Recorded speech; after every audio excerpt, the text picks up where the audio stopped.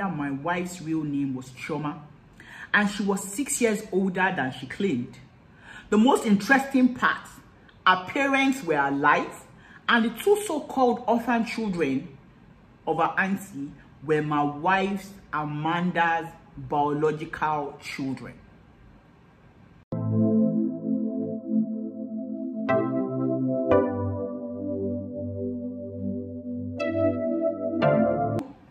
Hello, it's another weekend and you're welcome to Life Stories with Bussy. There was a lot of frenzy at the beginning of the week. You know, everybody was excited, you know, going to check up with that Bussy. That place became a mecca of some sort. Everybody was there. Everybody was just excited. People that couldn't make it were at home, cheering on and all that. I like to learn lessons from achievements of people. And, you know, some of the things I learned is that she had a passion because it was something that she picked up from her mom, because her mom was the one that was doing the cooking. She picked it up. She built a brand around it. She started doing a couple of things. She had won some little competitions before. You know, she had tried to push her dream. She was on TV. She had some cooking shows on TV and all that. Until then, she thought to herself, what about if I go for Guinness World Records and I try to break, you know, the records of the person who did it before? And I mean, that was cool. She took something that was like ordinary and made it extraordinary, and now every woman in Nigeria is being compared to Bussy. And I pray that Guinness World Records confirm that feat and the result is made official. That would be really nice. That would be really nice. And I just want to say that nothing is more powerful than an idea whose time has come. When the time of an idea has come, it has all the force. It will happen. And when the time to celebrate you has come, there's nothing that can stop it. I just want to encourage you, don't relent on your passion. Keep pushing, keep going. Be consistent. Just make sure that you're pushing every day. One day, the world will hear about you. Just keep pushing. Just keep trying to push. Don't give up. From what we saw about Hilda, she was tired. You know, there were so many times she couldn't push it. They were holding her, she couldn't work properly because she had to stand and all that. She could just have given up and said, I beg, waiting. But you know, she continued and all. So please don't give up. Continue to push. Don't worry. Your time will come. I know that your time will come because my own time is coming. Okay, so I have a story today, and when I saw that story, I was like, Kilo de, as in, why do you have to go to this length to get a man? It was the respiration here. I couldn't understand it. In fact, I had to screenshot part of the story and put it on my Instagram page to actually get people's feedback. And you know, I got a lot of feedbacks that I will share with you. But let me go straight into this story. So it was sent in by a guy, and his name is Niyi. The guy says, "Hello, Bussy, my name is Niyi." The story of the man whose wife started doing body jobs made me write in. He said, do you believe men can be jazzed to marry someone they don't want to? He said, it's important to this story because without being jazzed, I don't know how I ended up with my soon-to-be ex-wife. Do I believe that somebody can be jazzed? You know, there are stories for and against. Me, personally, I don't believe in jazz. I don't know. People say that it happens, you know. People say that people use all this special package, kayamata, things like that. I don't know. Blue bead, the blue eye bead, all these things that they say, I don't know. But I kind of believe that people lose their guards. People lose their guards. They allow themselves to be vulnerable to people they shouldn't be vulnerable to. And those ones, you know, perform one or two things and they don't make wise decisions. You know, that's what I think. But I mean, it's left to you people to say if you believe that a man, a woman, or somebody can jazz somebody to marry them. Anyway, he now said, gosh, your gender can be capital E with L as the last letter. That was my caption on Instagram. I was like, please, who knows what this guy means by this statement? And people said what it meant. Well, of course, I knew what it meant. It meant that your gender can be evil. It's not all of us that can be evil. You cannot classify the rotten eggs and the good eggs together. Anybody can be bad, anybody can be good, and that's the truth. So he started the story. He said, so I used to work in an event agency. We would hold casting for ushers for various events. So a client of mine was having an event and we called for ushers. We had our specifics laid out for us. Amanda showed up for the casting. Though she was really pretty, she wasn't the height we wanted. I was in charge of the casting. I told her that she didn't meet the requirements, but I will keep her in our database for other events. When we were done and we thought that all the girls had left, me and two of my colleagues were going to hang out and go out to the club later. As we approached the car park, we saw her crying. The gate man said that she had been crying there for hours. We approached her and she told us that she really needed the job to survive and also pay for her jam form. So we tried to calm her down and explain to her that we had certain things that we're looking out for. She was still crying when one of my colleagues asked if she would like to join us so that we can make her understand that we had nothing against her personally. She was so happy and then she jumped in the car. We all had a great time at the club and we dropped her at a bus stop she said was close to her house the next day. She had asked if she could pop into your office occasionally to check if there was any available job. We told her that she could. The week after, she showed up and she soon made friends with more of our colleagues. She told us some sub-stories about her life, how she was an orphan, how she ran away from the orphanage in the East and made her way to Lagos, how she became a housemaid. She wove so many stories that made us feel sorry for her, and she got many jobs from us. At that time, she said she was 24 years old. No one doubted it. She was a petite lady with a baby face. I felt she seemed like a pleasant girl, but I wasn't interested in her at that time. I had a girlfriend that I was in love with, and I was planning to propose to my girlfriend. One day, my girlfriend did something I didn't like, and I was really upset on the phone. Amanda walked into my office at that time and scolded me for talking to my girlfriend like that. In trying to justify myself, I gave her the lowdown. I told her how I pamper my girlfriend and all that. And I think that was when she hatched a plan to get me. She started being the relationship advisor and all that. Twice she cooked and she brought to the office for me and the guys, but I didn't notice she brought us different coolers. She had made friends with our office assistant, so she would be the one who would go into the office kitchenette and dish the food for us. It wasn't strange.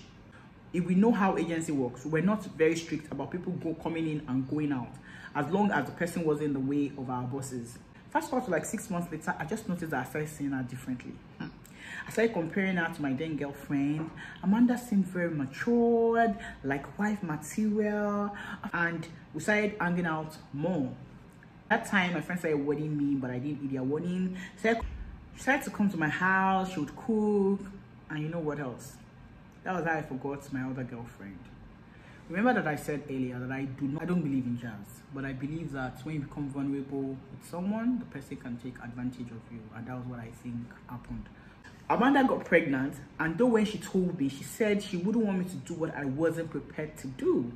She said because she was an orphan, she wouldn't want a child outside marriage, so she was open to abort it. Ha!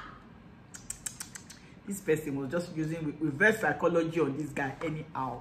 And the guy was smitten. Beautiful girl. Okay. I thought about it and I told her I would marry her. My late mom had issues with that idea. She was like, how can I get married to Omoti Oniro? As in, Omoti Oniro means somebody who doesn't have family, somebody who doesn't have a lineage. That's what it means. How can I get married to Omoti Oniro? She said, I can't really say that I know Amanda. She doesn't have a family, she doesn't have anything. How am I sure that I know who I'm getting married to? I phoned my mother and I went ahead with the wedding. We got married in the registry. There was one lady who showed up that she referred to as our auntie. Fast forward to post-wedding, she had a baby. Then she said she got a message from the auntie that came for the wedding that our only auntie from our mother's side was dying. I didn't know someone like that existed. All of a sudden, auntie started showing up. The next thing, she went to the village and came back looking sad. She claimed that her auntie died and that she had 2 children who didn't have a father, who might likely end up in the orphanage. And that since she has been in one, she didn't feel good about it. I asked her how we could help. She said she doesn't know if it's too much to ask for the children to come stay with us. The children were 8 and 10, and that they could even help at home with our own baby. I just wanted her to be happy, so I agreed. She went to bring these children, a boy and a girl. The girl was a split image of Amanda, but I felt since they were families, it was possible for them to look alike. Yeah, kind of possible to look alike. Amanda did play her part like a good wife, and I was content. She was a good wife in terms of every way, and I was content. Yeah. I left the agency where I used to work. I started my business, and God blessed me immensely. So I had enough to spend on my wife, my daughter, and the 2 children I thought were orphans. She started talking about doing body augmentation, and I thought if she was happy, I'll be happy as long as it was safe. She did her boobs, butt, and lips. It didn't look good, and I didn't have any issue with it. In Nigerian parlance, somebody will say this guy don't chop. In Nigerian parlance, they will say that this guy has chopped vegetable, like vegetable has scattered his brain. Because okay. Fast forward to 2 years ago, one of my former colleagues had a naming ceremony, and we were not around for his wedding, so I said we had to go for the naming ceremony. So when we got there was one of the guests who looked at my wife and shouted Chioma. I noticed that Amanda stiffened, but then she pretended that she didn't know the person. The person actually came and started shouting Chioma, Chioma, and started speaking in Igbo. She stated the name of a secondary school. Amanda denied knowing the person or the secondary school in the East. My colleague called me and told me that he had something to tell me. The lady who accosted Amanda at his naming ceremony was his wife's cousin. She had been in the same school with my wife, and her real name, that's Amanda, my wife's real name, was Chioma. And she was 6 years older than she claimed. The most interesting part, her parents were alive, and the 2 so-called orphan children of her auntie were my wife's, Amanda's, biological children.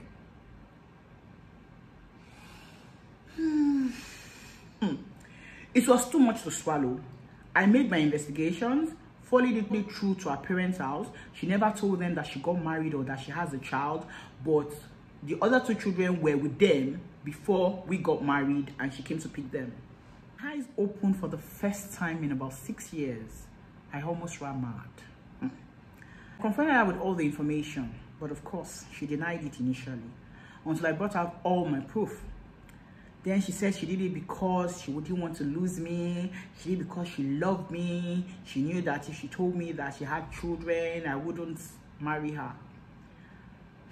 During my investigation, I learned that she brought in 2 coolers. So I figured that she must have jazzed one.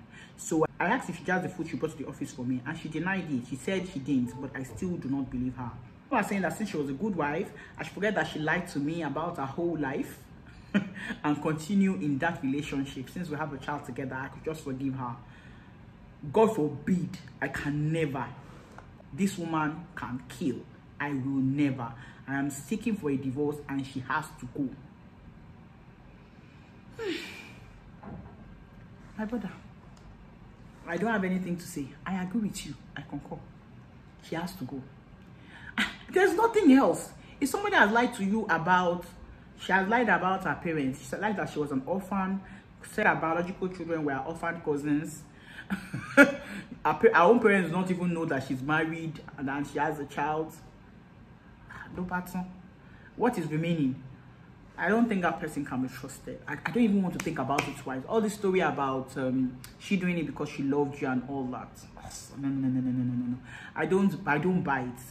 That is manipulation. You cannot manipulate somebody to love you. That is manipulation, desperation, and all. Oh yeah, support you, love nothing. In fact, this one, I concur. I support you. Please, she has to go. This one is a no-no. I only wish that the warnings of your colleagues, your mom, your late mom, and all that, because this is like you're going to start from the beginning again and all that. But you can't even say whether the love or whether what you shared, whether it was you, whether it was manipulated, like you said, you know. So I support you. I have no story to tell. This one has no, there's no story. This one, if somebody can tell you lies about this, what about all this? What do you know about the stories that she has told you? So all those boob jobs that she was doing, butt jobs, was just to hide her age, you know, so that you won't think that she's an old woman. So she did her lips so that it will look very nice. She did boob jobs so that boobs will not be sagging when it is old, and she did butt job. All that was just trying to cover up her real age, but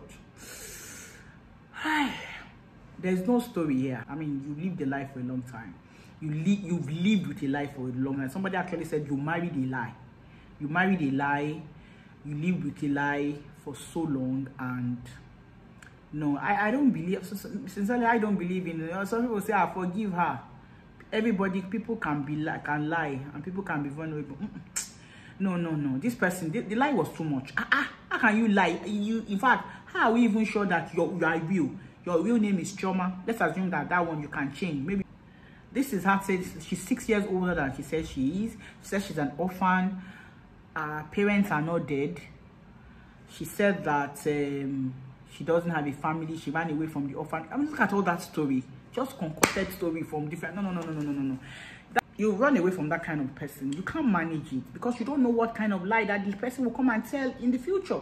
How are we even sure that the child that she said is your child? Because now we cannot even believe whatever comes from her mouth. The only thing that we know, at least, is that we know that the only thing about her is that we know that she's real. You know, she's not a ghost. You know, but sincerely, I agree with you. What do you guys think? I mean, for me, I really do not think that there's any future in this marriage. A lot of people on my Instagram page and a lot of people on my personal Facebook page do not believe that, you know, this marriage should go on. There's no point. There was not a marriage from the beginning. It was void from the beginning, like it was a lie. That marriage was a lie, and anything that is not based on truth cannot stand. So it is a lie. I mean, it can't work. Guys, what do you guys think? I can't be the only one that thinks this way. There's nothing. In fact, there's nothing to say. This one is so clear. I agree with you. You need a divorce, go for it. That's what I think. You know, some people say, I forgive. You know, what is done is done. She was a good wife to you. Why don't you just continue with her? Forgive all the things that she has done. You have a child with her. Somebody that can lie that kind of lie. You know what that kind of lie is? That lie is too big. It is too big a lie. So, guys, what do you think Niyi should do? Please leave your comments, you know, and we'll be in the comment section. So next time when I come your way again, my name remains Bussy. Bye.